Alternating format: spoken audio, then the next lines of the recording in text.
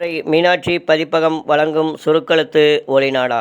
தமிழ் சுருக்கெழுத்து உயர்வேகம் நிமிடத்திற்கு 120 வார்த்தைகள். பிப்ரவரி 2025. 2ஆம் தாள் சுருக்கி வரையும் பகுதி. குரல் கொடுத்துள்ளவர் மதுரை கூக்கி ஜெயபாலன். Ready, comments. சட்டமன்ற பேரவையில் வரவு செலவு திட்ட பொது விவாதத்தில் உறுப்பினர் ஆற்றிய உரை வருமாறு. மாண்புமிகு பேரவை தலைவர் அவர்களே, நிதிநிலை அறிக்கை மீதான இந்த விவாதத்தில் பேச அனுமதித்த தங்களுக்கு முதற்கண் நன்றி தெரிவித்துக் கொள்கிறேன். முதலில் எனது தொகுதியில் உள்ள மலைவாழ் மக்களின் நலன் குறித்து பேச விரும்புகின்றேன். பழங்குடி மக்கள் அழிவின் விளிம்பிலிருந்து காக்கப்பட வேண்டும் எனில் அவர்கள் வாழும் மலைப்பகுதிகளில் அவர்களுக்கு வீடு அமைக்க பட்டா வழங்கப்பட வேண்டும். எனவே ஏற்கனவே உள்ள அரசாணைகளை தளர்த்தி அவர்களுக்கு வனப்பகுதிகளில் வீட்டுமனை பட்டா வழங்க சிறப்பு திட்டம் கொண்டுவர வேண்டுமென்று கேட்டுக்கொள்ள ஆசைப்படுகின்றேன். இரண்டாவதாக, வனத்துறையின் சார்பில் யானை வழித்தடங்கள் அமைக்கும் போது ஆதிவாசி மக்களின் கிராமங்கள் பாதிக்காத வகையில் அமைக்க வேண்டுமென்று சொல்லிக்கொள்ள விரும்புகிறேன். காரணம், இந்த ஏழை எளிய மக்களின் வாழ்வாதாரம் காடுகளை சார்ந்துள்ளது. இவர்கள் அங்கிருந்து அகற்றப்படாமல் பாதுகாக்க ஆவண செய்ய வேண்டுமென்று மாண்புமிகு வனத்துறை அமைச்சர் அவர்களை கேட்டுக்கொள்ள கடமைப்பட்டுள்ளேன். அடுத்தபடியாக, தேயிலை தோட்ட தொழிலாளர் குறித்து கோரிக்கை ஒன்றை அரசின் கவனத்திற்கு கொண்டுவர கடமைப்பட்டுள்ளேன். அதாவது, அவர்கள் பறிக்கும் பச்சை தேயிலைக்கு வழங்கப்படும் மானியம் சுமார் 30% தொழிலாளர்களுக்கு மட்டுமே கிடைக்கிறது.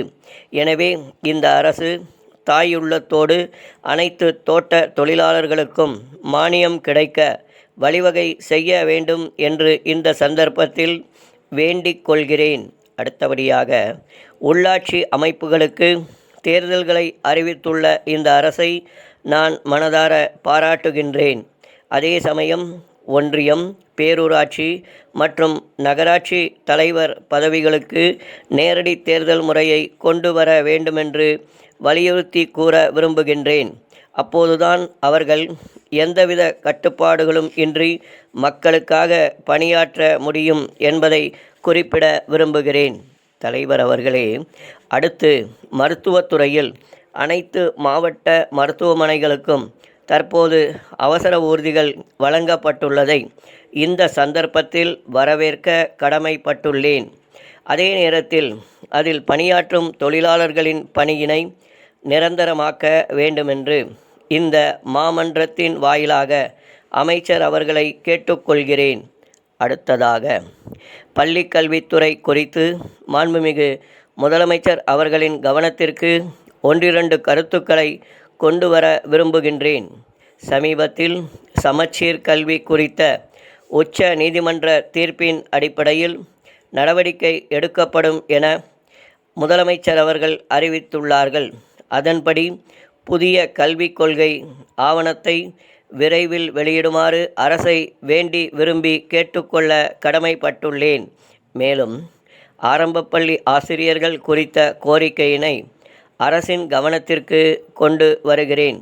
தேசிய கல்விக் கொள்கை அடிப்படையில் பணியில் உள்ள ஆரம்பப்பள்ளி ஆசிரியர்களுக்கும் தேசிய தகுதி தேர்வு கட்டாயமாக்கப்பட்டுள்ளது.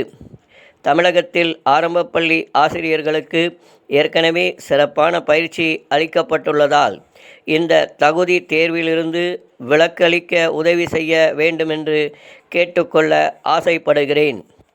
தற்போது ஆண்டுக்காண்டு இயற்கை சீற்றங்கள் அதிகரித்து வருகின்றன என்று சொன்னால் மிகையாகாது. அத்தகைய நேர்வுகளில் மத்திய அரசு நமக்கு வழங்கும் பேரிடர் நிவாரணத் தொகை போதுமான அளவில் இல்லை. எனவே இந்த அரசு மத்திய அரசுடன் கலந்து பேசி கூடுதல் தொகை பெற வேண்டுமென்று உறுதியாக சொல்ல விரும்புகிறேன். தமிழகத்தில் பட்டம் பெற்று அரசிடம் பதிவு செய்து வேலைக்காக லட்சக்கணக்கானோர் காத்திருக்கிறார்கள்.